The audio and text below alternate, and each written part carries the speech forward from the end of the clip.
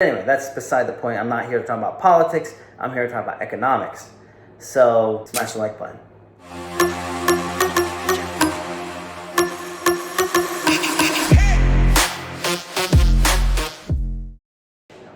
And you got a great dog there, kid.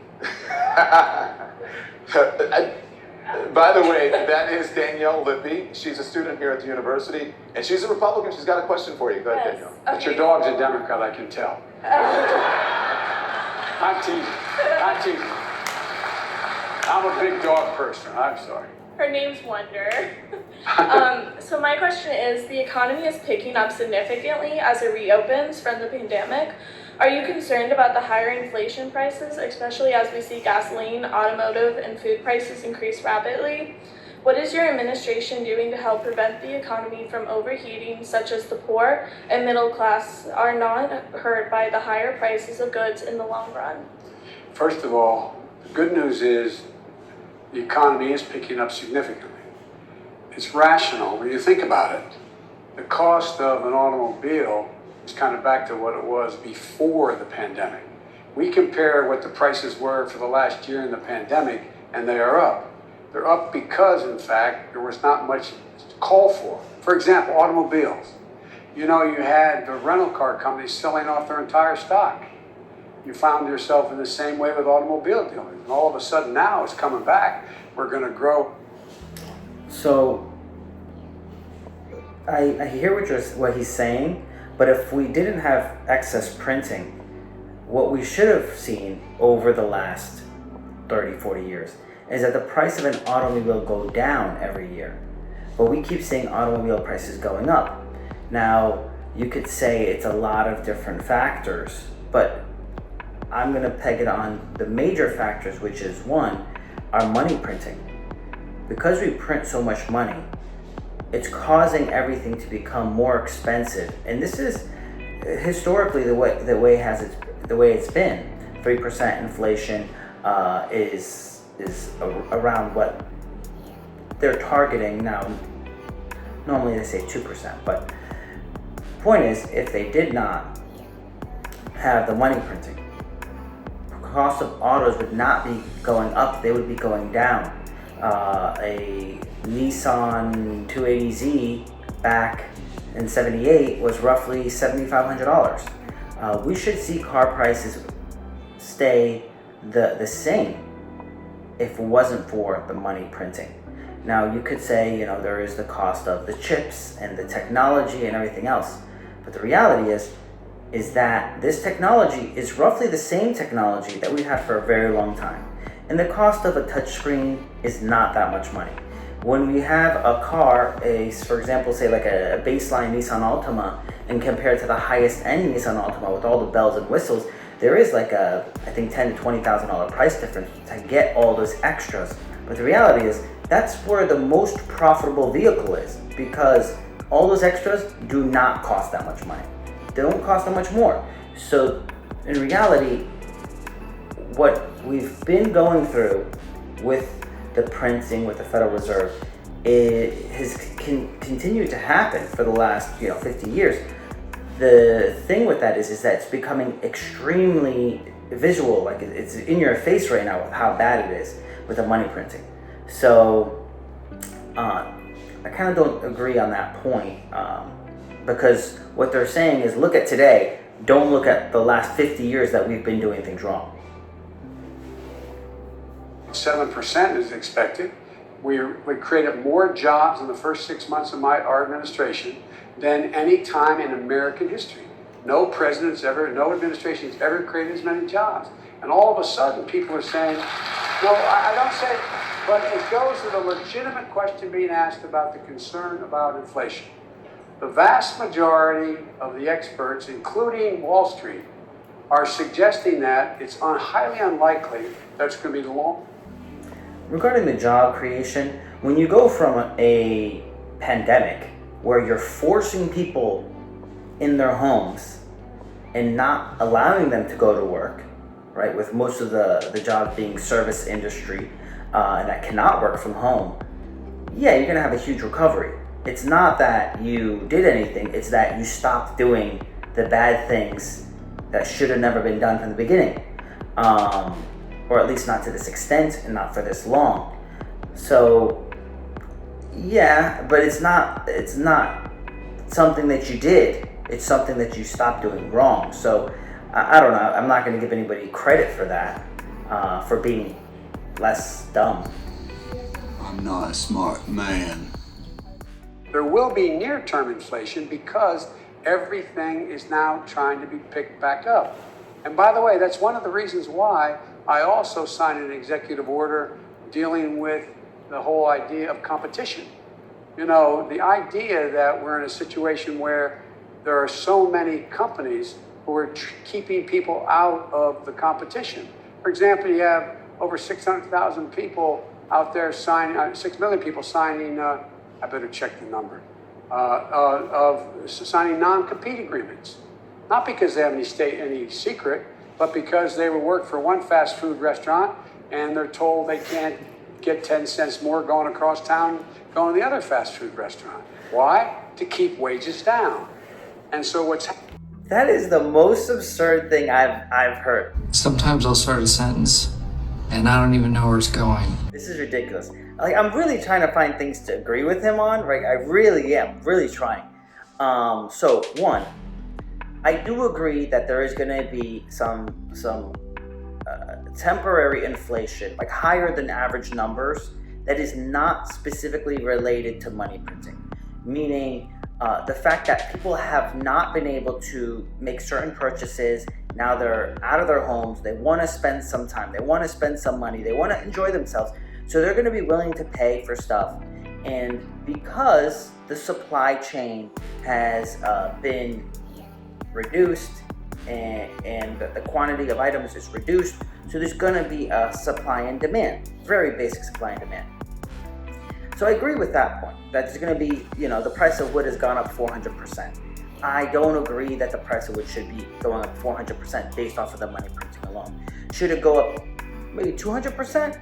Okay, I can understand that. 50%, I can understand it, but 400%, no. That's literally supply and demand, and the fact that it's taking more time to manufacture. The trucking industry is so far behind. Like, I know many, many truckers, and they're just non-stop with the amount of work that they have, and they can't keep up with it because a lot of people in the industry are also choosing not to work.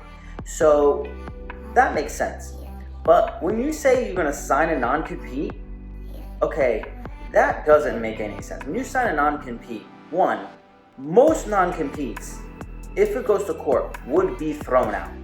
Like, would be thrown out. Because most of the people signing these non-competes, they're doing a job that's their only skill. So you can't force them to move somewhere else for a $10, $15, $20, $30 an hour job. So the fact that he's mentioning this and that it's even possible to be done, if it's being done, it's very, very rare. I have multiple companies and I have my employees sign a non-compete, but if my employee goes to another location, another competitor, it doesn't matter. The only thing they can't do is take the clients with them.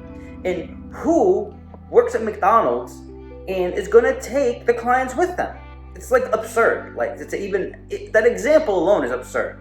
Now, if you're talking about someone, for example, I'm in the insurance business, in the mortgage industry, I have an accounting firm. So in the business, I have my staff sign a non-compete, which says that they cannot poach the clients that are within the firm.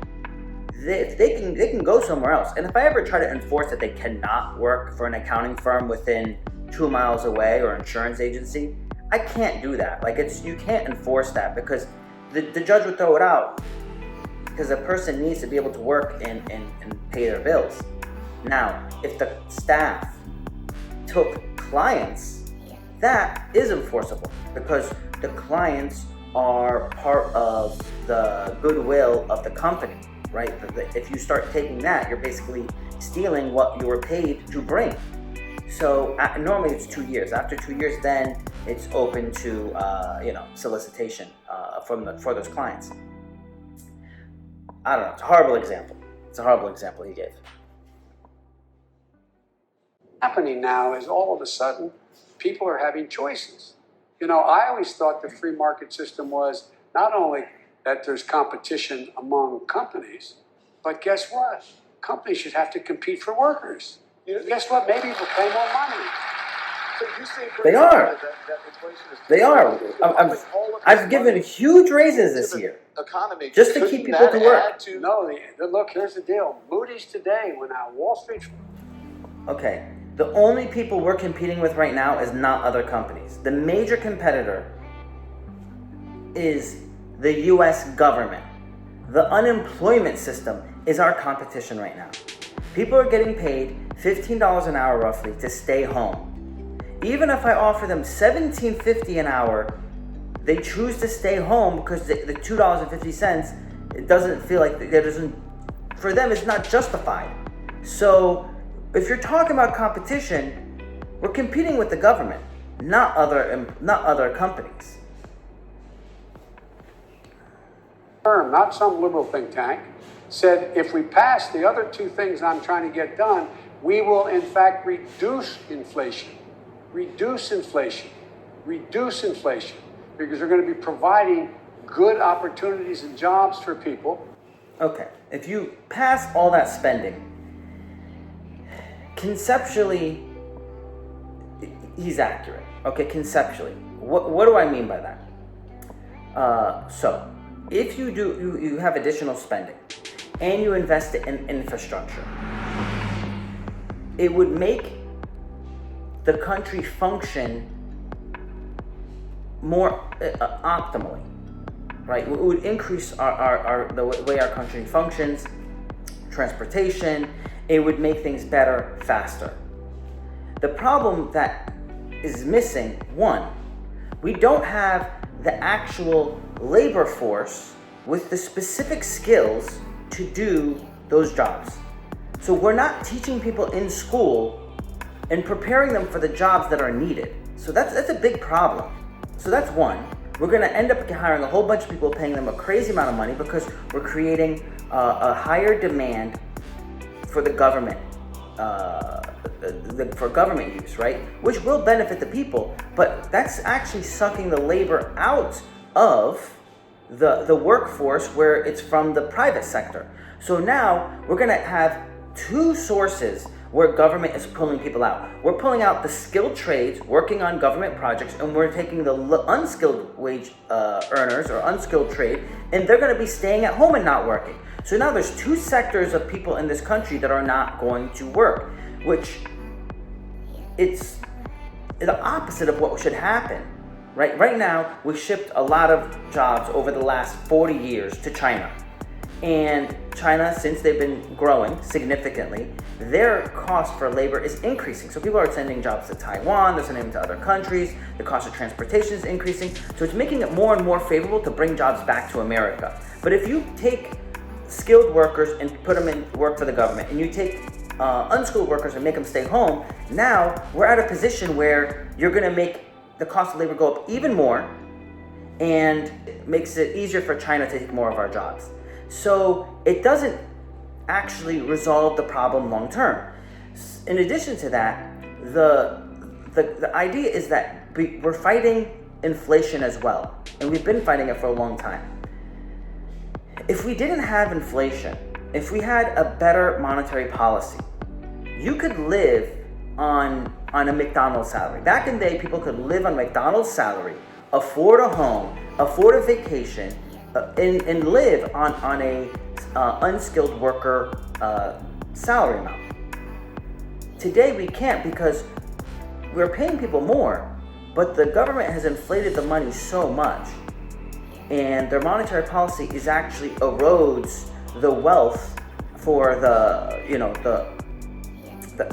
lower class, that it's creating the wealth gap that they're trying to fight. And it's not gonna work. It's not gonna work. It's been repeated multiple times and it's not worked once. So if you want more content, smash the like button and subscribe to the channel. A lot more content coming. We post at least once a week with lots of great financial information to help you build your personal portfolio.